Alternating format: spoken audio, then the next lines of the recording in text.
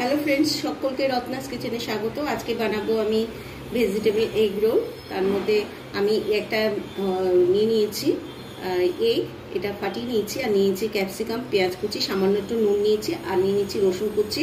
আর এই যে অর্ধেক রুটি করা আছে, পুরোটা ফ্রাই না, কিন্তু এইভাবেই আমি রোলটা বানাবো। তো আরও ইনগ্রিডিয়েন্টস নিয়েছি, নিয়ে নিয়েছি যে গার্লিক চিলি সস, আর নিয়ে নিচ্ছি মানে সামান্য গ্রেট করা সেদ্ধ ডিম।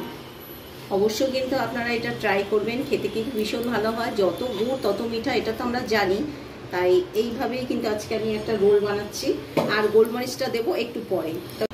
ডিমটা ফেটিয়ে নিয়েছি, এবার তাওয়াতে তেল দিয়ে দিচ্ছি ডিমটা ছেড়ে।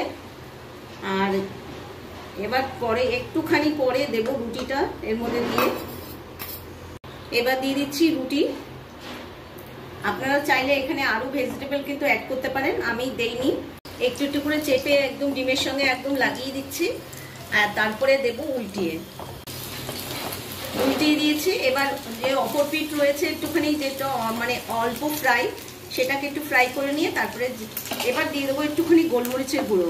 আমি কিন্তু এখানে কোনো লঙ্কার মানে লঙ্কা ইউজ করিনি, তাই জন্য এখানে দিয়ে দিচ্ছি একটু গোলমরিচের গুঁড়ো, যাতে খেতে খুব ভালো হয়।